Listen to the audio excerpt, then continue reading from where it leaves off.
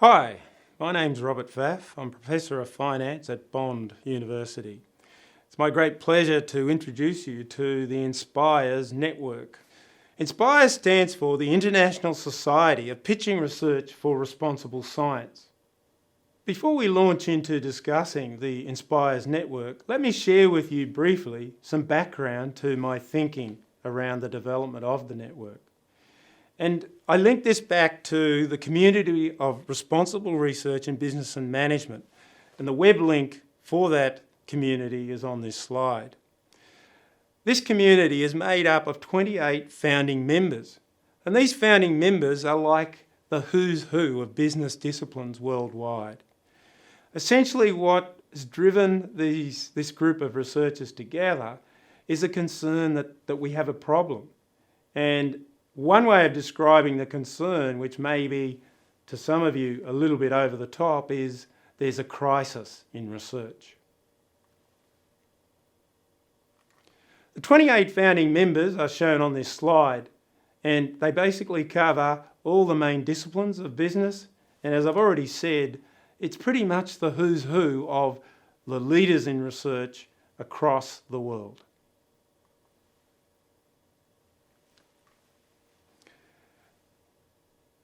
Extending on the background, let me just refer to the 2030 vision statement that comes out of a position paper from November 2017.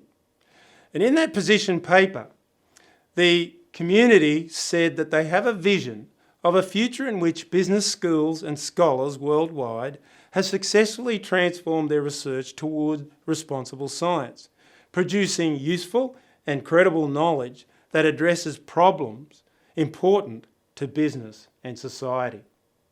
The community point us to twin crises of credibility in research. They suggest that there's a potential crisis of integrity and also a crisis of relevance.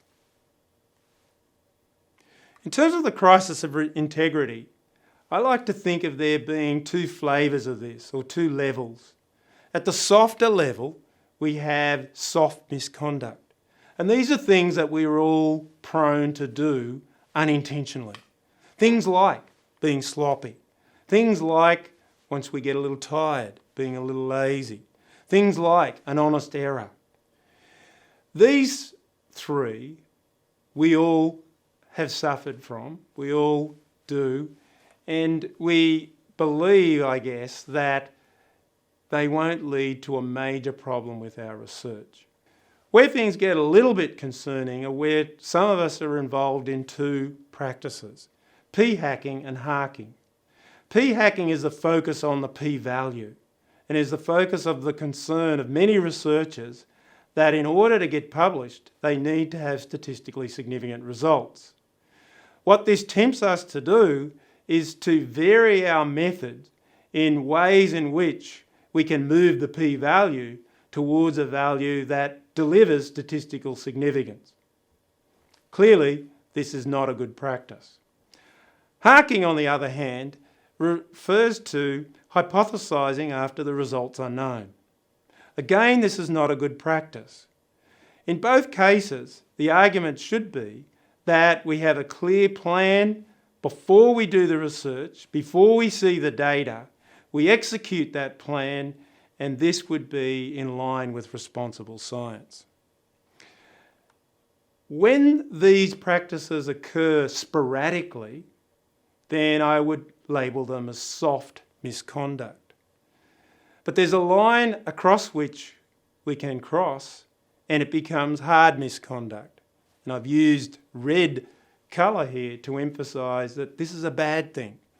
And it's the situation in which research teams or researchers are very systematic and almost extreme strategically to either p-hack or to hark or to do a combination of both. And their objective is disconnected from how the world works to simply playing a game that they want their papers to end up as published in the world's best journals. Other practices which we definitely should avoid are fraud, fabrication, falsification, plagiarism, and any number of those are enough to have one's paper retracted. And this practice of retracting papers that were previously published is becoming more and more prevalent. And it's a way in which you can attract attention, but it's not the attention that you want to attract.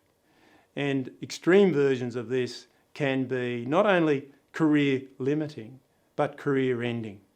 Now, one symptom of the crisis is around replications. And so what we see in a number of fields is that when there are attempts made to replicate published studies, there are failures in doing these replications. And this points to a concern that the research that's being published is in some cases, and in some fields, maybe many cases, unreliable. And this brings us to InSPiR2eS, the InSPiR2eS Research Network. So the three key headlines that I would draw your attention to in terms of the InSPiR2eS network. First of all, it's very heavily focused on responsible science. Secondly, it does this through research training and capacity building. And thirdly, in terms of where we're at in developing and creating membership for the network, we currently have over 600 members spanning 76 countries or jurisdictions. I think the countries and jurisdictions that we span are listed on this slide, and I would imagine many of you can relate to one of these. So what is the mission of InSPiR2eS?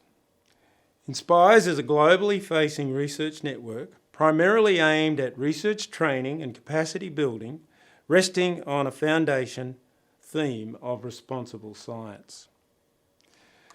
In terms of responsible science, the way I see it is that it has three key pillars, and this builds on the community of responsible science in business and management. The first two pillars are essentially reflecting what their motivation is. The first pillar is credible research. So we want research that is credible and reliable. And this is founded on scholarly research principles that we're all well aware of. The second pillar is relevant research. Here we're after the choice of topics that will provide useful knowledge to the stakeholders in our field. And the third pillar, which I think is a little silent for the community that I was talking about earlier, but I believe needs to be made much more explicit, is that we are independent in our research. In other words, that we deliver research that is unbiased and that would then allow us to be more confident it's credible, reliable, and useful.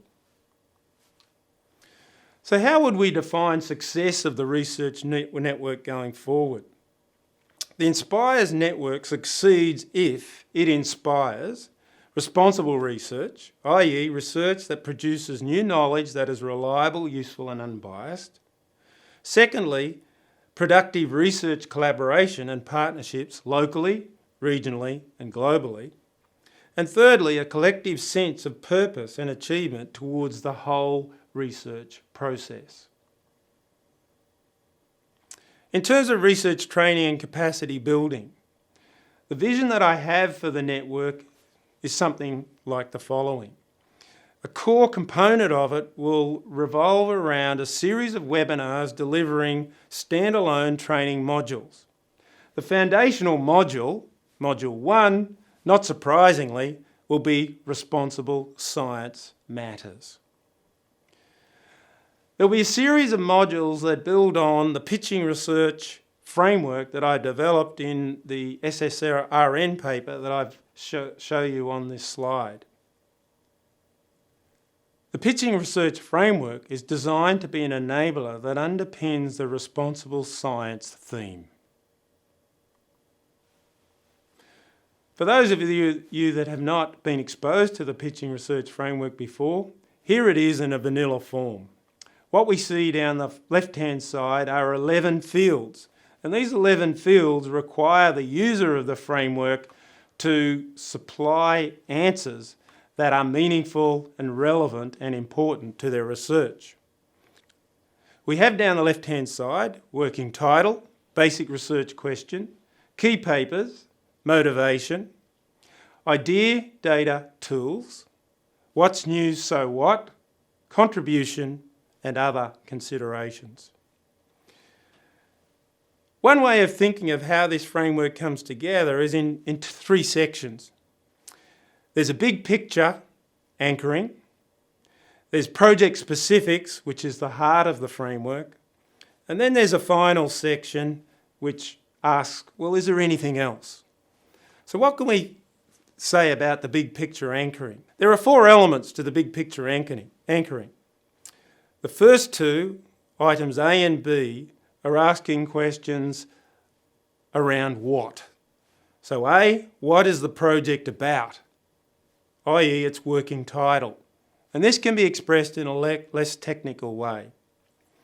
The second what question, item B, is what is the research question? And this can be and probably should be more technical. Items C and D then ask questions of why, and specifically, why this question? So item C, why this question, is expressed in terms of the key papers, while item D asks why this question, expressed in terms of the broader motivation. Once we've set that big picture, that framing, that anchoring, we then move to the project specifics.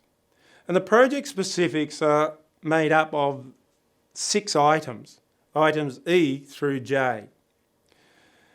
Item E asks, what is the key intellectual idea of the project?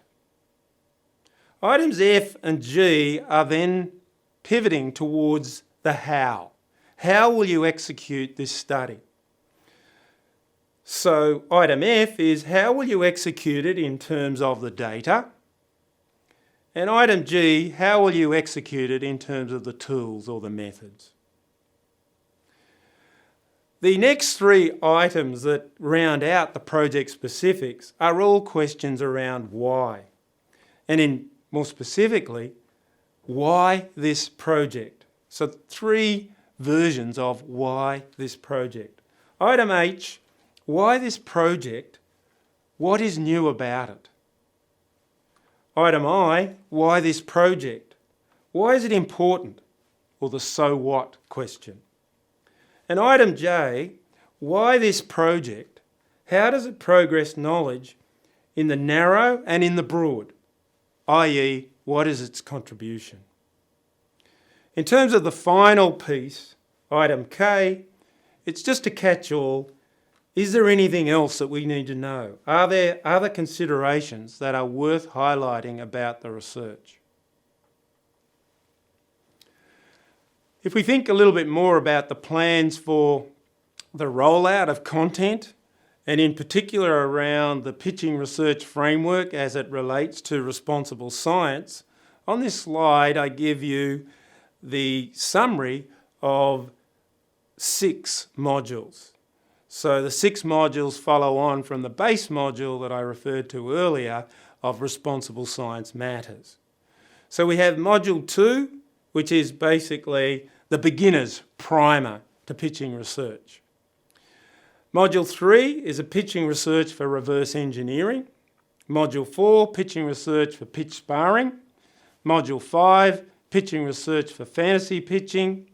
Module 6 is an advanced version of the pitching framework. And then Module 7 rounds out this set of pitching research related modules looking at engagement and impact. Following these, the plan will be to circle back to drill down to more specific issues around responsible science. And there's a set of 4 modules that I have in mind here. Module 8, Replication Matters. Module 9, Pre-registration Matters. Module 10, Anti-P hacking and harking matters. And Module 11, Systematic Literature Review and Industry Survey matters. What I would point you to at this stage is the development of a website. The website support is coming soon. By the time you view this webinar, I hope that there would be a functional version of this that you will find valuable. The website address is www.pitchingresearch.com, and within that website, which is designed to be a one-stop shop for all things pitching research, within that website you should see an InSPiR2eS tab that takes you to network-related information that should be of value to you. The general design of the resources that we will make available on the website has 5 categories. It will give you addresses of SSRN papers, Social Science Research Network papers. Secondly, it will give you relevant word templates relating to the different modules as relevant. Thirdly, there will be e-library examples of completed pitches where they make sense for the particular module that you're looking at. Fourthly, there will be a set of PowerPoint slides, again depending on the topic, relevant to that topic. And finally, there will be a bunch of videos that have been accumulated over time relevant to each module. Let me say something about the organisational structure of the network. Essentially, we have a president, and I guess I'm self-appointed president of the InSPiR2eS network. On the left-hand side, you will see a governing council, and under the governing council, there are 2 types of VPs, vice presidents. We have a set of continental-based presidents, so 6 continents, 6 presidents. We have a set of senior vice presidents. We also have some other VPs that are activity and operational portfolio VPs. On the right-hand side, which will reflect many of you that are viewing this webinar, are the members. And there are 3 categories of members: foundation ambassadors, general members, and associate members. The associate members is a category designed particularly for those research students that do not yet have a PhD. Let me tell you a little bit about the people that currently hold different VP roles. So VP Australia is Professor Millie Cheng from the University of Wollongong. VP Africa, Dr. David Mathuva, Strathmore University. VP Asia, Imran Kadir, University of Haripur in Pakistan. VP Europe, Professor Charlie Kai, University of Liverpool. VP North America, Professor Isaac O'Cheer, Carleton University in Canada.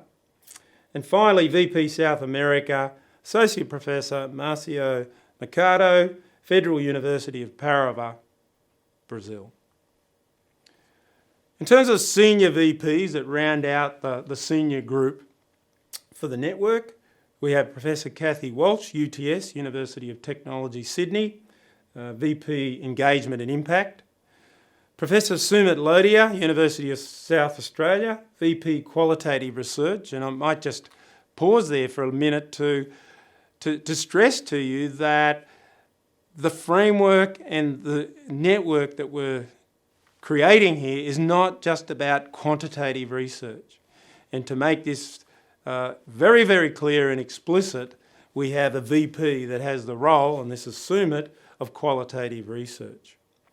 Professor Ellie Chappell at QUT, Queensland University of Technology, is VP Diversity. Professor Sebastian Hoffman, University of Edinburgh, is VP Interdisciplinary Research.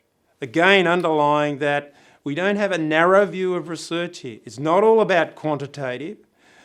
It expands to qualitative. It will embrace mixed methods. And in fact, we hope that we can develop useful resources and guidance around research training and capacity building that would cater for interdisciplinary researchers. And to round out the senior VPs, Associate Professor Marvin Wee at the Australian National University, and Marvin is taking on the role of Shark Tanks, VP Shark Tanks. The other activity and operational portfolios, I won't read out the names, but I just quickly want to share with you the thinking around different areas that we believe and I believe can be important as this network develops. Marketing strategy, competitions, replications, e-hosting, communications in a few different ways, novice researchers, tools, research mentoring, technical innovation, data, systematic reviews, research translation, membership, and we have a couple of angles on membership, research training, Indigenous research training, impact investing, and course materials. So what I envisage is that these different VP roles signal and flag that as our content rolls out, we're going to try and address several of these areas in one form or another. It could be in the form of webinar, it could be in the form of engaging with you via surveys to gather information that will be really important for the development of the network. So here's a call to action. InSPiR2eS needs you, but I think I would argue that for many of you who are watching this that aren't currently members, and I accept that many of you will already be members, but you need InSPiR2eS. And that's what I really would hope you can see the potential for and that I can convince you. So in terms of membership, if you aren't currently a member, then there's two ways to sign up. And there are links on these slides, and we'll make these slides available to you so that you don't have to take a photo of this page, that you can actually find the link from the slides themselves. But if you're interested in joining the InSPiR2eS Research Network and engaging in its upcoming program of webinars, workshops and research resources, then register at the Google Docs link on this slide. Or if you're in a jurisdiction where there's an issue around using the Google link, then there's an alternative link there for you as well. So that's particularly reaching out to those of you that aren't currently members. If you're currently a member, then what I'd really urge you to do is to help us snowball membership.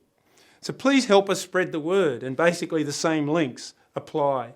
So please share the information that I've given you today and encourage people to seriously consider joining up the InSPiR2eS Research Network.